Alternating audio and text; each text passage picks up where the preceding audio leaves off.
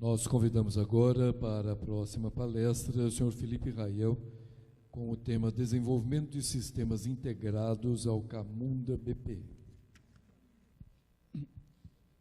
Boa tarde. Meu nome é Felipe Raiel. Eu trabalho aqui na Unicamp mesmo, na equipe de projetos integrados lá da CGU. Estou aqui hoje para falar um pouco para vocês sobre o desenvolvimento de sistema integrado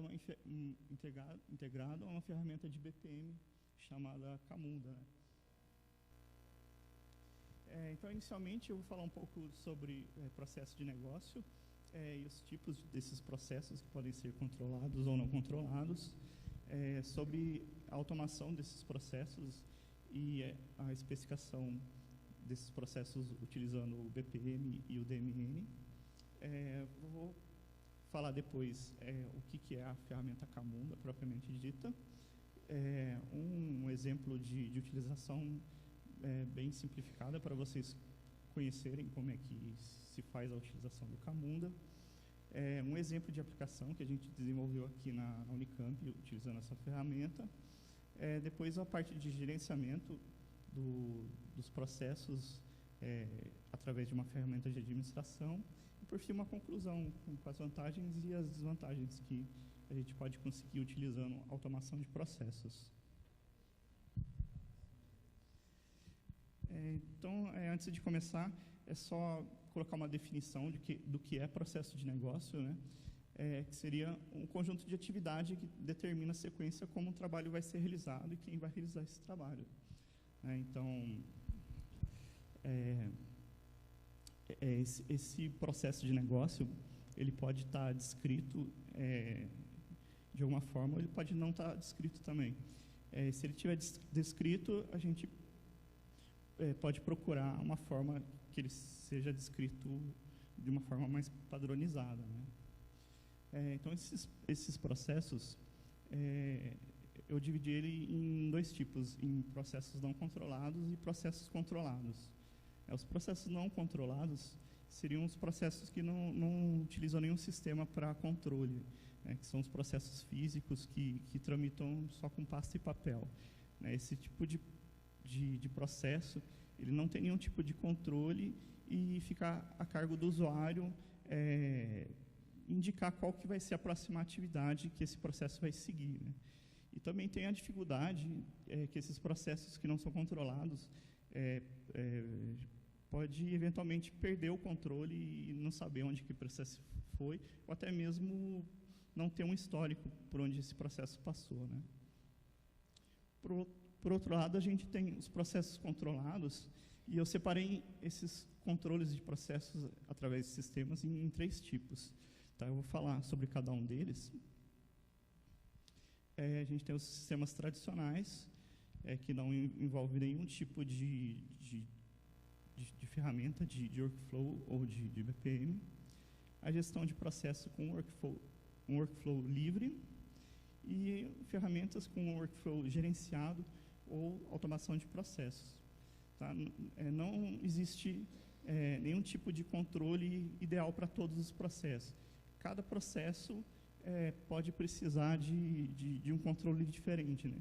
Então, se você tem um processo mais simplificado, às vezes não cabe a utilização de uma automação, né?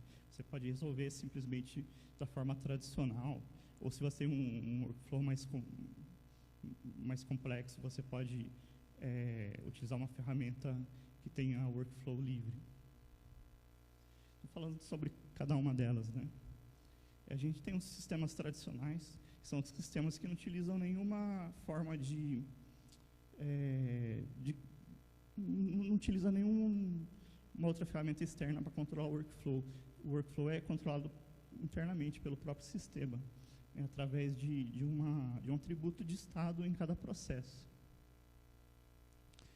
Então, para ilustrar ali, eu coloquei um tipo de processo que tem alguns estados, né? Então, esse processo poderia começar com um estado novo e depois passar para um estado de análise.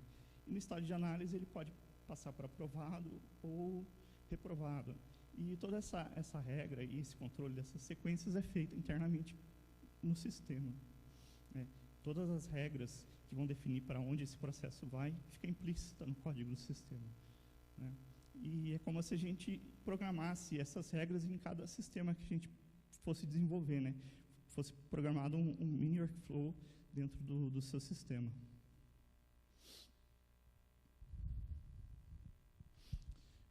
Por outro lado, a gente tem um outro tipo de ferramenta, que são as plataformas especializadas na gestão de processo e documento eletrônico. Essas plataformas, elas são ideais para processos que não têm um workflow definido ou não exige que o workflow siga algumas regras, né? Ele pode ter uma regra mais aberta e não exige que o usuário obedeça a essas regras, né? Então, apesar dele não ter esse controle de regra, ele provê alguns tipos de controle, né? Que é o controle de permissão, o controle de gerenciamento das tramitações e também ele registra um histórico para acompanhamento e auditoria desses processos.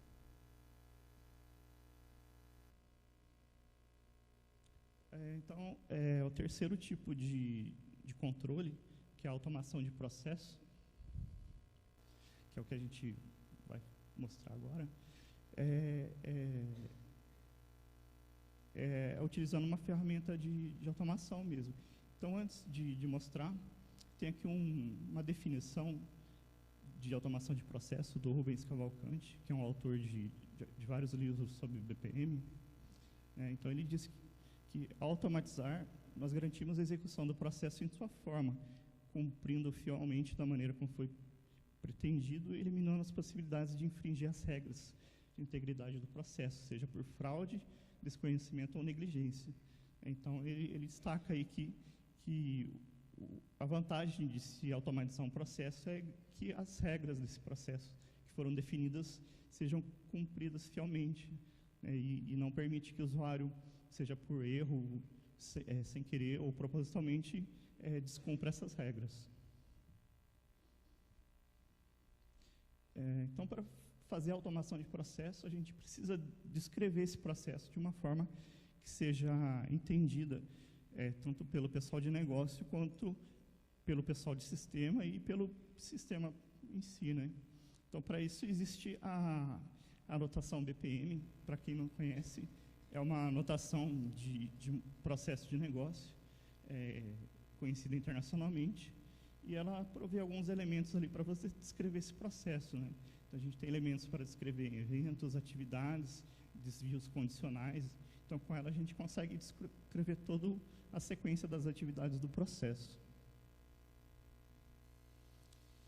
Para ajudar a descrever um processo, a gente tem uma outra anotação chamada DMN, que não é tão conhecida, mas ela serve para descrever de forma padronizada um conjunto de regras, né, que possa ser entendida também pelo pessoal de negócio e pelo sistema.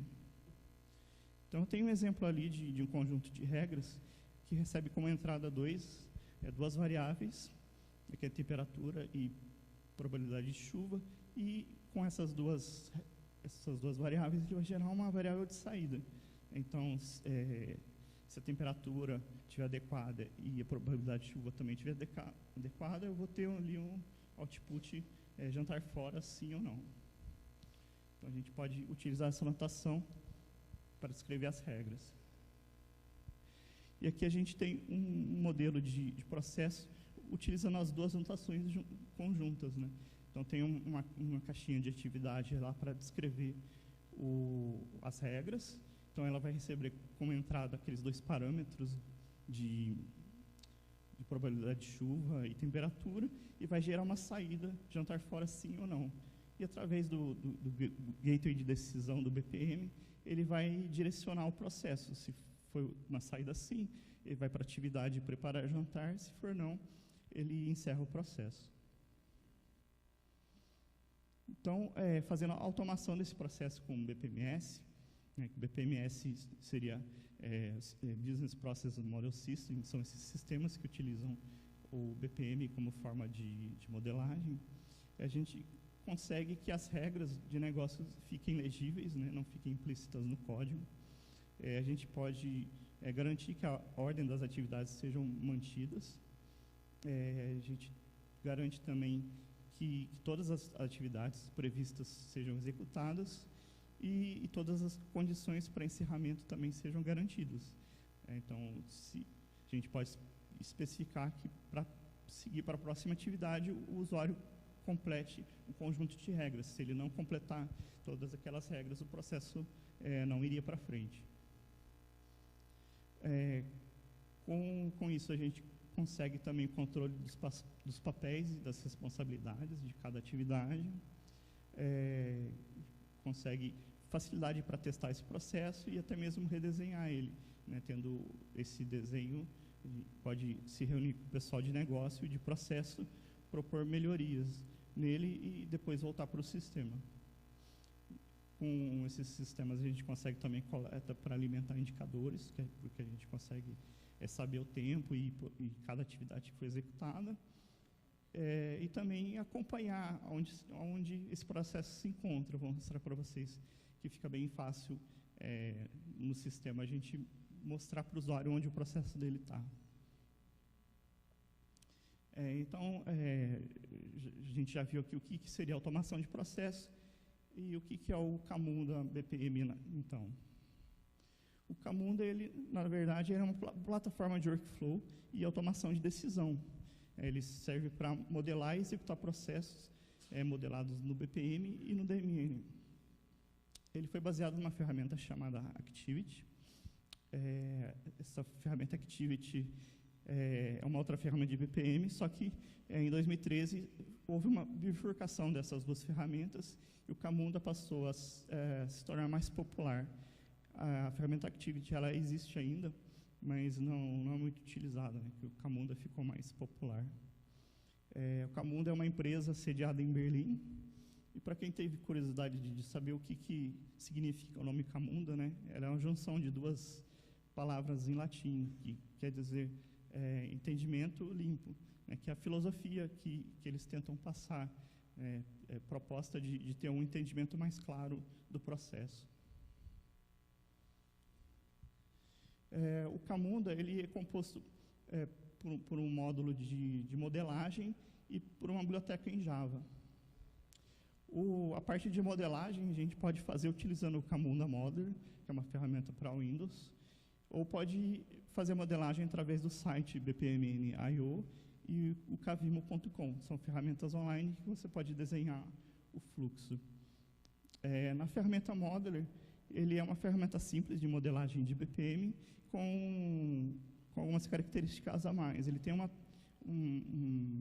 janela de propriedades onde você pode colocar as propriedades de cada atividade, né? O que o sistema vai fazer quando chegar naquelas atividades ou naquelas decisões.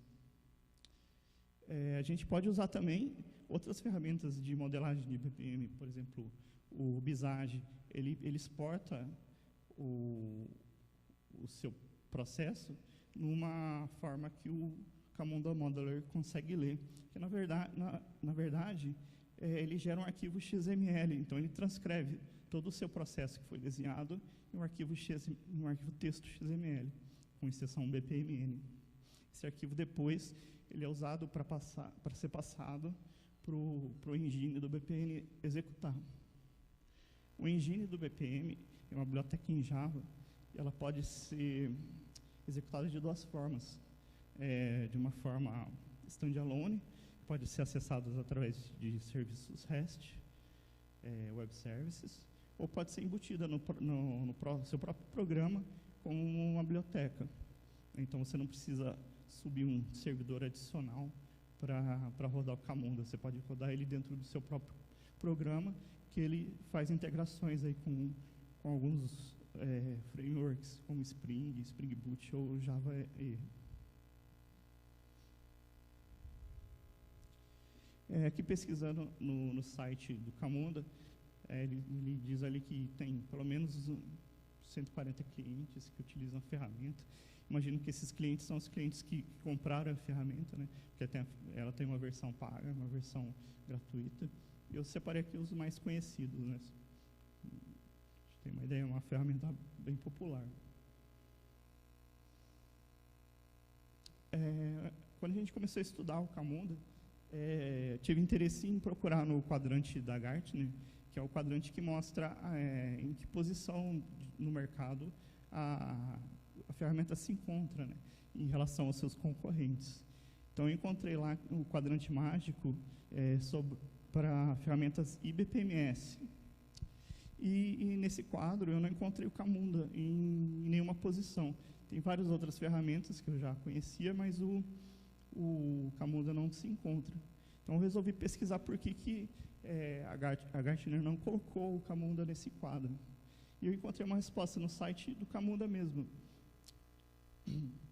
Lá ele diz que IBPMS é um termo que a Gartner criou para descrever ferramentas de criação de sistemas que não precisam de código, né? São ferramentas que você faz a modelagem do sistema, coloca todas as regras e, magicamente, ele cria o seu sistema, os formulários, baseado naquelas regras.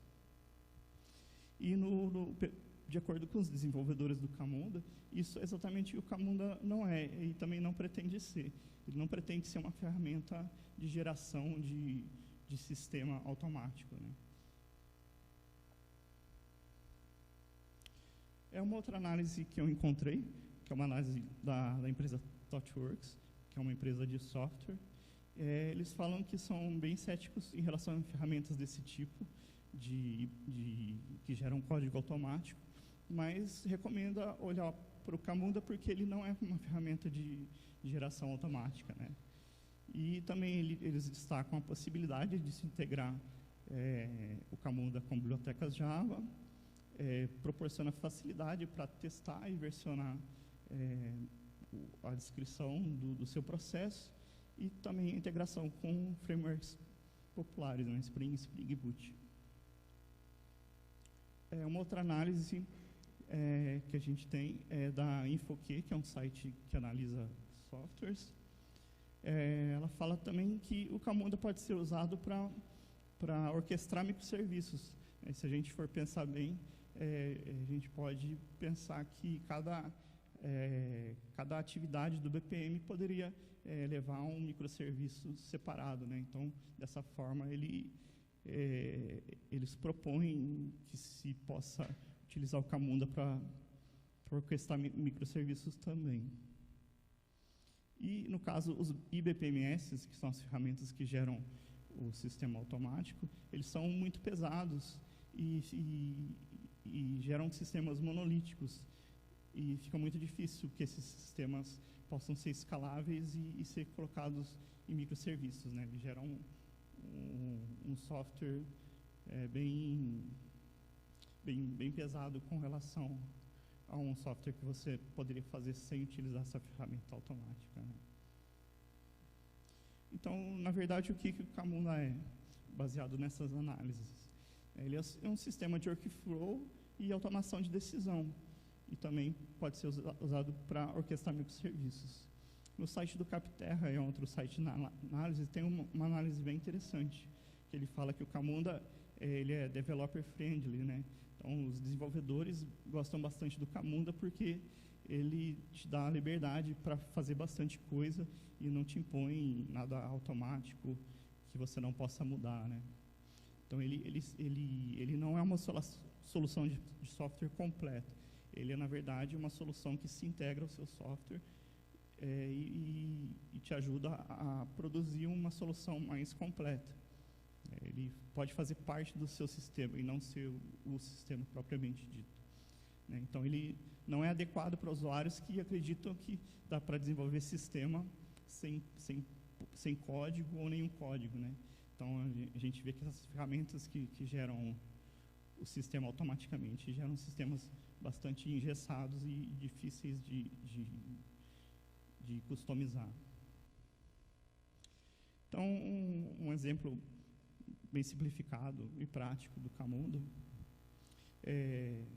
a gente primeiro passar para vocês quais são os elementos principais do Camunda, né? Ele separa os elementos do processo em basicamente 3 tipos, que é a definição do processo, a instância do processo e a atividade.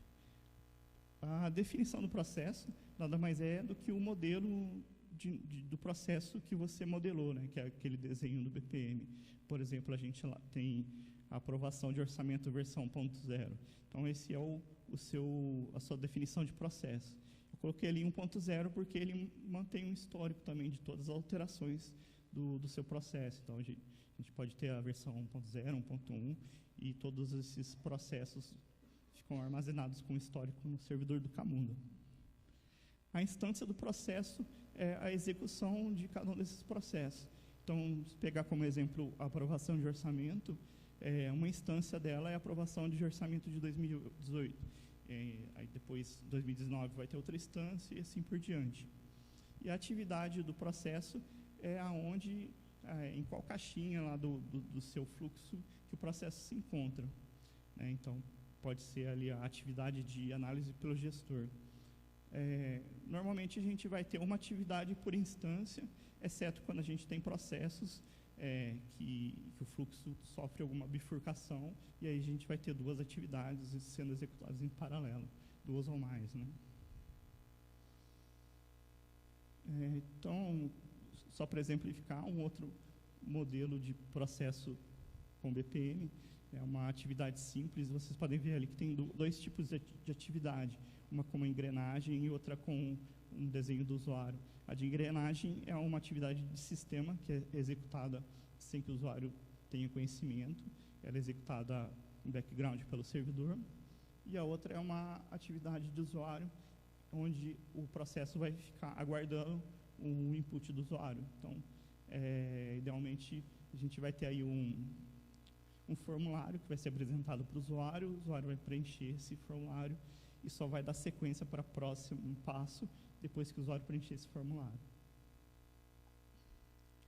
Então, para quem gosta de código, coloquei aqui um pouco de código para mostrar para vocês que não é muito complicado fazer essas chamadas, né? Então, tem aqui uns exemplos de algumas chamadas em Java. Né? Para iniciar um processo, a gente tem ali aquela chamada do serviço Runtime Service, Start Process.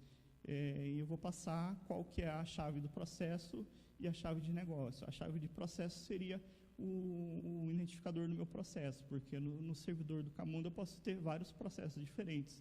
Então, para iniciar o processo, eu digo qual que é o processo que vai ser iniciado. E eu passo uma chave de negócio, que é a chave que vai identificar aquela instância, né? Então, se fosse aquele processo de aprovação de orçamento, seria o ano de 2018, 2019, né? Cada um desses seria um código do processo. Então, executando esse serviço de Start Process, ele começaria lá no fluxo, executaria aquela atividade em background e ficaria na telinha de Wait User Input. O processo vai ficar parado lá. Na sequência, para obter uma tarefa, tem um outro serviço, que é o Task Service Create Task Query. Então, com isso, eu posso fazer a consulta no servidor do Camunda e saber onde o processo se encontra. Então, passo ali só o business key, e ele vai devolver para mim aquela task, e dentro daquela task eu consigo saber mais informações sobre ela. E para completar a tarefa, depois que o usuário preencher o formulário e submeter esse formulário, eu vou armazenar todas as variáveis do formulário que são importantes para o fluxo dentro de um mapa de variáveis do Java. Nesse caso aqui, para ele dar sequência, eu preciso responder aquela pergunta finish, né?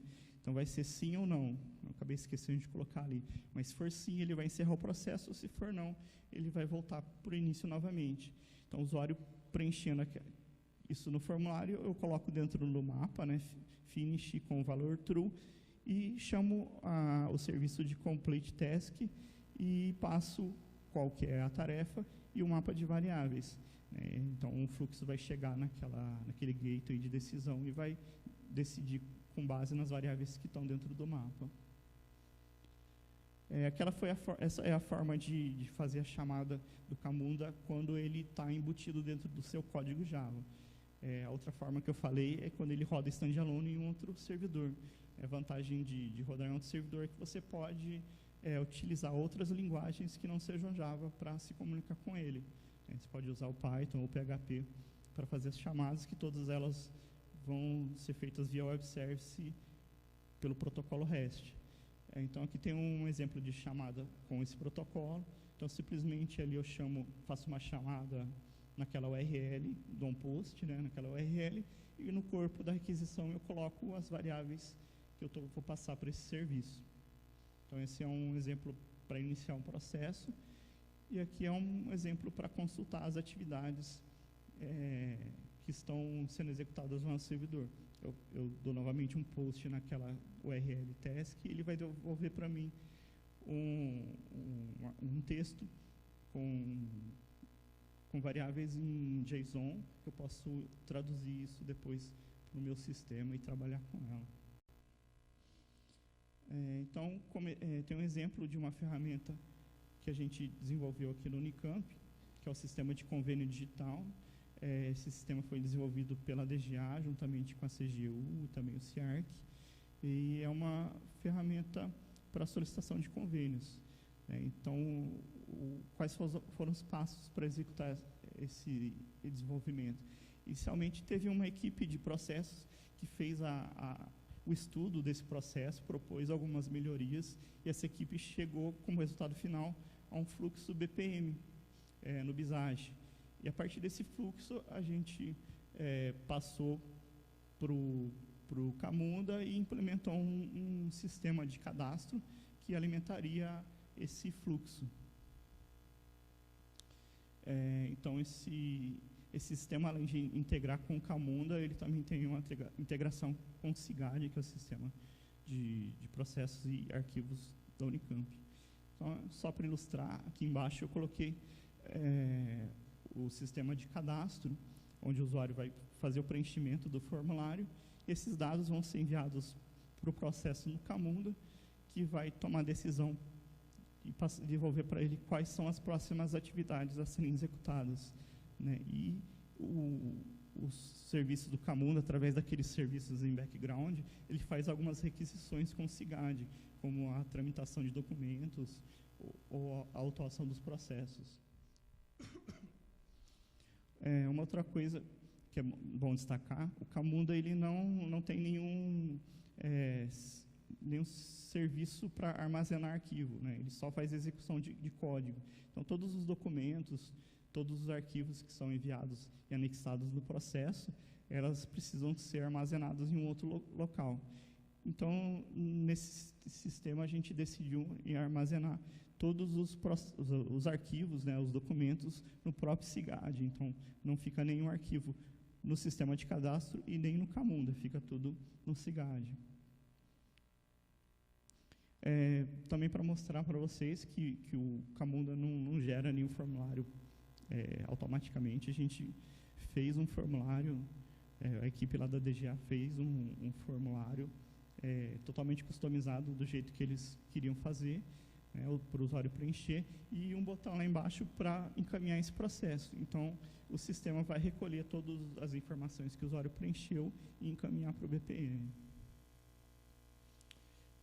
Eu coloquei aqui um trecho do fluxo, só para mostrar para vocês como é definido no fluxo, como as regras são definidas no fluxo, né? Então, iniciando ali na atividade de cadastrar proposta, ele vai colher ali uma variável para responder aquela primeira pergunta, né, aquele gateway, se possui propriedade intelectual ou pesquisa com a empresa, né? E duas setinhas, uma que vai para um determinado local e outra que vai para outro tipo de análise. E eu coloquei naquela setinha assim, não sei se vocês conseguem ver ali, que é o terceiro quadrinho, a gente diz ali a expressão que vai ser avaliada para ele prosseguir com naquele fluxo, né? Então, se ele tiver com aquelas variáveis possui IPI ou pesquisa, né, ele vai seguir pelo caminho sim. E essas variáveis são as variáveis que eu coloquei naquele mapa. Chegando ali na atividade de serviço que é executada em background, eu coloquei ali na expressão também qual que vai ser o serviço Java que vai ser executado. Então, tem ali nada mais do que uma chamada de uma classe Java passando algum parâmetro que vai ser executado em background. Na sequência, a atividade ali de análise, eu posso colocar ali na primeira caixinha, vocês podem ver que tem um campo chamado Candidate Group, que é o perfil do usuário que vai executar aquela atividade. Então, tem ali aquele perfil inova. Então, todo mundo que teria permissão para executar aquela atividade, eu coloco com esse perfil. E no último desenho ali embaixo, né, que tem o formulário, eu estou mostrando qual que é o formulário que vai ser exibido para o usuário quando chegar naquela atividade, né? Porque o meu sistema, como é que ele vai saber que formulário mostrar para o usuário? Então, eu especifico ali naquela atividade qual que é o form key que vai ser exibido. Então, coloquei, aquilo ali é o nome, e no meu sistema de cadastro, eu leio aquele nome e vejo numa lista quais são os formulários que eu preciso exibir para o usuário. Aqui é uma tela do próprio sistema, onde a gente pode mostrar o andamento do processo. Então, a gente tem uma biblioteca JavaScript que faz a interpretação do arquivo XML, né? Então, ele abre o arquivo XML e faz o desenho do BPM que tá descrito no XML. E, através do JavaScript, a gente consegue pintar a caixinha onde o processo se encontra.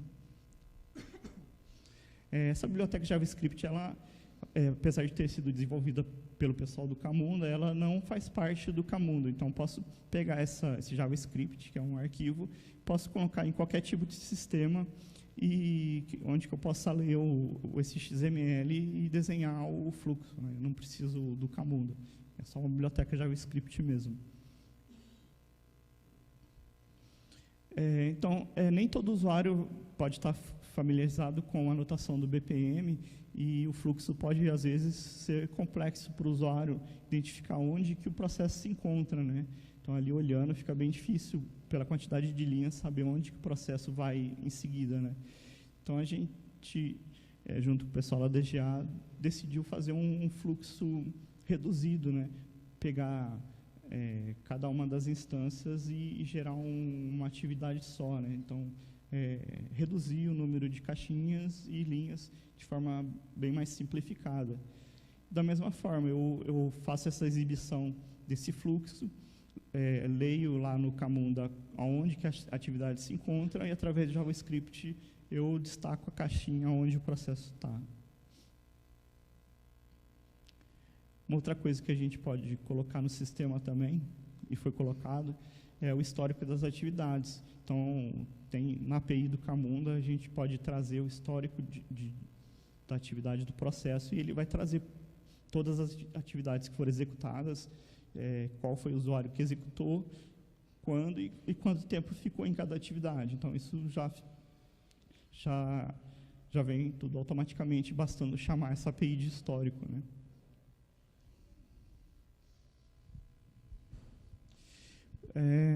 E para colocar em produção esse fluxo desenhado no Camunda, é importante que a gente tenha uma ferramenta de administração e gerenciamento, porque mesmo modelando o fluxo com todas as exceções que a gente possa encontrar, vai ter caso que a gente vai precisar manipular esse fluxo, né? Seja por erro do usuário ou algum erro do sistema que fez alguma coisa que não deveria, e eu vou precisar atuar nesse fluxo, movendo uma tarefa para um outro local, ou até mesmo cancelando a tarefa para ela começar novamente, né?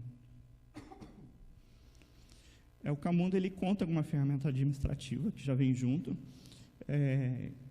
que ele tem o cockpit e o administrador. Só que, como eu falei, o Camunda ele tem uma versão Community, que é a versão gratuita, e a versão Enterprise. A versão Community, ela é ela faz exatamente o que a versão Enterprise faz. Não tem nenhuma restrição na API, ela é exatamente a mesma. A única restrição é na parte administrativa, onde ela não deixa você fazer algumas coisas no fluxo, né? Ela serve mais para você visualizar, e se você quiser manipular alguma coisa diretamente, aí você precisa da versão paga. Tá? Aí a gente tem duas opções, ou comprar a versão Enterprise, ou implementar o que a gente quer em um sistema administrativo à parte, porque a API do Camunda, como ela não tem nenhuma restrição de utilização, ela tem API para você fazer o que você quiser com o fluxo.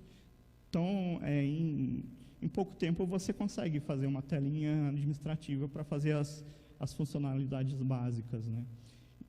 Então, nesse sistema do convênio que a gente fez, a gente fez também uma telinha administrativa, onde a gente pode listar ali todos os processos, né?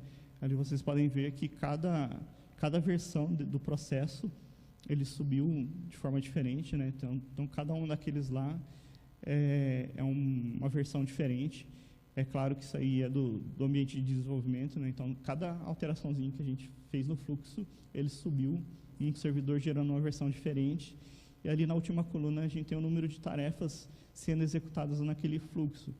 Porque a partir do momento que um processo ele vai iniciar usando no fluxo como ele era. Se eu fizer uma alteração no fluxo e começar outra atividade, ele vai começar nova com o fluxo novo, mas as antigas vão continuar sendo executadas no fluxo antigo, a menos que eu execute um processo de migração para o fluxo novo, né? Isso, por um lado, é bom, ou por um lado é ruim, porque você pode ter corrigido um problema e você quer que as atividades antigas sigam o fluxo novo para que o problema não ocorra novamente, né? Então, isso é uma coisa que a versão gratuita do admin do Camunda não faz. Ele não faz migração de versão. E é uma coisa importante, porque você vai corrigir o fluxo, você precisa migrar os fluxos antigos. Então, essa aqui é uma outra telinha que você pode fazer a manipulação dos processos. Então, tem ali os botões para fazer migração de tarefa, mover uma tarefa de um lugar para o outro, cancelar, completar, ou ver os detalhes da tarefa. Na tela de detalhe, a gente tem todas as variáveis do fluxo. A gente pode manipular também e editar diretamente. E, por fim, uma conclusão sobre a utilização, né? A gente tem como vantagem de se utilizar o processo automatizado nesse tipo de ferramenta. A gente tem a documentação da lógica de negócio, fica legível e separado do código do sistema, não fica implícito. Muitas vezes a gente não consegue ver ou até mesmo não lembra o que foi implementado, né? A alteração no fluxo nem sempre reflete em alteração no sistema. Então, eu posso fazer algumas alterações no fluxo e não precisar alterar o sistema, simplesmente mover as atividades. A gente tem um workflow gerenciado pela própria plataforma, não precisa se preocupar com isso. As atividades de sistema podem ser acionadas pelo próprio BPM, que são aquelas atividades em background. Por exemplo, mandar e-mail ou se comunicar com outros sistemas. A gente tem a possibilidade, como eu falei, de manter várias versões do mesmo processo, né, seja para histórico, imagina que o processo mude e daqui 5 anos você queira ver os processos antigos, como é que era o fluxo que seguiu, né? Às vezes o fluxo teve tanta alteração e você não lembra mais como é que era na época, né? Tem um histórico de como era o fluxo, né? O acompanhamento do andamento dos processos, que é aquela telinha com a ferramenta JavaScript para mostrar onde o processo está. Ele permite a geração de indicadores, né? A gente pode facilmente coletar lá o histórico do processo, quanto tempo ele ficou em cada atividade. E também ele tem a facilidade de se implementar testes automatizados. Então, como eu posso fazer execução do fluxo programaticamente, eu posso implementar testes para executar o fluxo até o final, e se tiver algum erro, eu já identifico ali no próprio teste automatizado, né? E como desvantagem, a gente pode citar lá que o fluxo precisa ser bem definido e tratar todas as exceções. Isso com relação àqueles sistemas de fluxo aberto, onde você não precisa definir o fluxo, né? O próprio usuário diz para onde vai. Então, isso seria uma desvantagem com relação àquele tipo de sistema. E também exceções em exagero acabam tornando o fluxo bastante complexo, porque eu preciso colocar todas as exceções no desenho do BPM. Então, o fluxo acaba ficando com muitas linhas, muitos retornos e acaba gerando uma complexidade que às vezes não seria necessária. Aí, nesse caso, seria interessante, talvez, separar o seu processo em vários processos diferentes, um processo para cada exceção, por exemplo. Como desvantagem, eu falei, a versão free não tem essa ferramenta de gerenciamento completa, e é essencial que essa ferramenta de gerenciamento esteja disponível para você colocar o sistema em produção, porque sem isso a gente não vai conseguir manipular o fluxo, né? O Camunda, ele grava todas as informações em um banco de dados, e você, com acesso a esse banco, você poderia entrar lá com o usuário do banco de dados e manipular as tabelas do Camunda diretamente. Mas isso não é recomendado, porque algumas tabelas ele faz cache e o relacionamento entre elas pode se perder.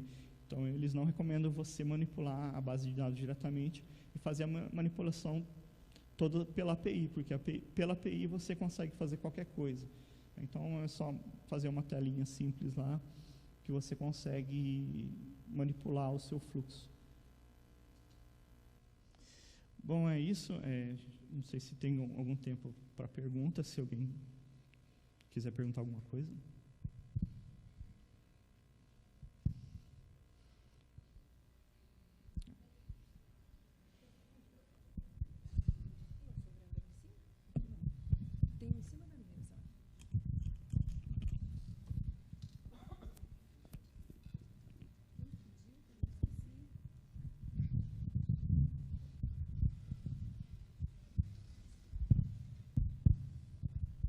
Oi, Felipe.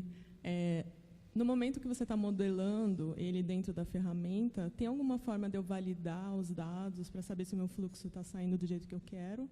Ou é só através do teste automatizado pela API do Java, por exemplo? Pelo modeler, ele não faz nenhuma validação. Mas na hora que você vai fazer o deploy do fluxo no servidor Camunda, que ele vai subir, ele faz uma validação lá, e se tiver alguma coisa inválida, ele já nem sobe o fluxo, né? Ele vai dar um erro na hora de subir. Por exemplo, se tiver alguma atividade com alguma ligação faltando, tiver alguma ligação perdida, ele já vai avisar lá. É esse tipo de validação que ele faz. Mas outro tipo de validação mais específica, por exemplo, checar variável, ele não faz na hora, né?